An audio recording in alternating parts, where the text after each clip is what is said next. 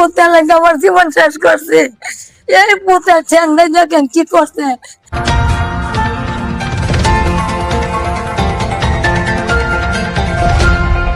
আমার একটা ছেলে আমার ছেলে এক জায়গায় জায়গা কিনতে চাইছেন। আমার ভাইয়ে আমার ছেলেরে জায়গা দিছে, তারপরে আগে পরে জায়গা দেওয়া হয়েছে। মানে আমার ছেলেরে আমার ভাইয়ে জায়গা দে, আমরাও কইছি না যে জায়গা তোরা দিও না, তার বাগিনারে দিব। মানে এই জায়গার লাগা খাইরলে এমন লাগছে এই জায়গাটা আঙ্গরে দিতেছে না।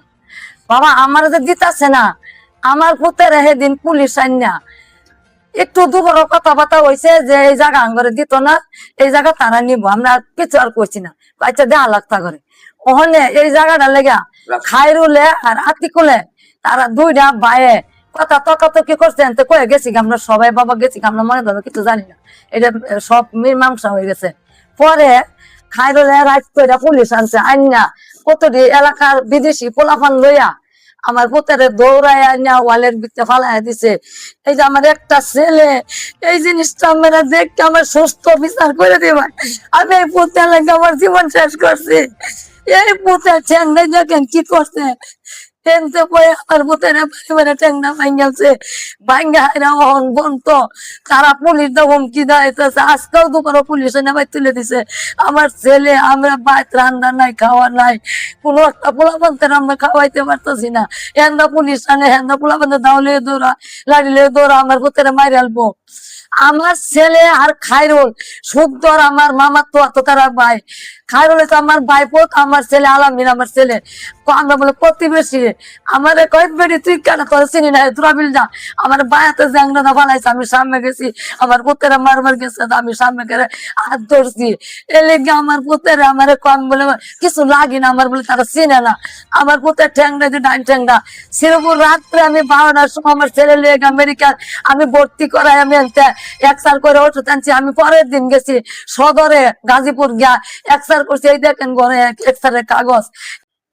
আমার জমি আমি আরামিনের কাছে বিক্রি করছি, করার পরে এই আতিকুল খাইরুল তারা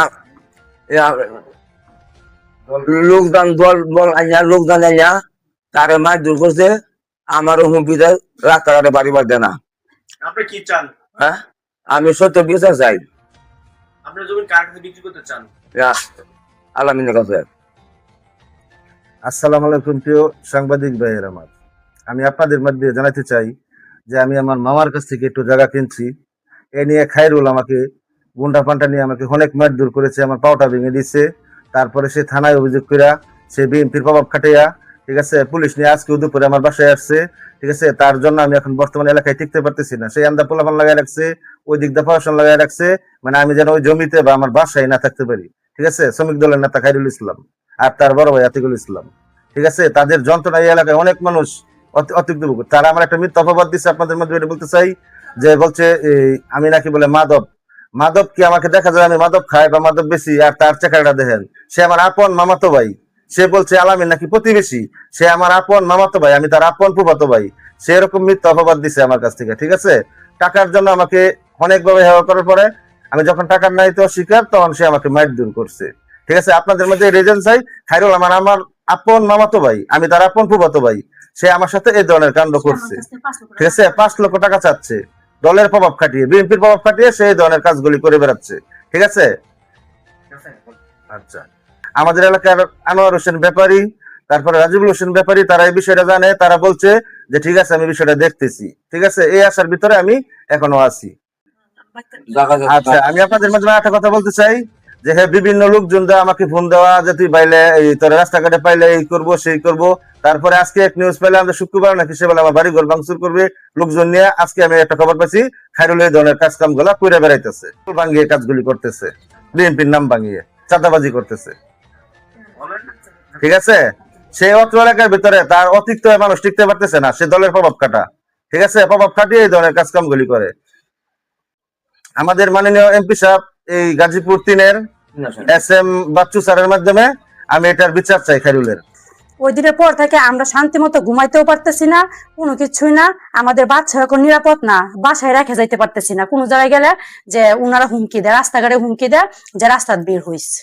তো এখন আমাদের এক নাম্বার হচ্ছে বাচ্চা রাখতে পারতেছি না, আর হচ্ছে আমরা নিরাপদ না। আজকেও সে পুলিশ নিয়ে আছে, ধাওয়া করছে, সে হচ্ছে পোলাপান রেডি করে রাখছে, সে শুক্রবারে আমাদের বাড়ি নাকি ভাঙচুর করবো, বুঝে আমরা ওই জমির মাঝে সমাধান না হই, সে ইয়ে করবে।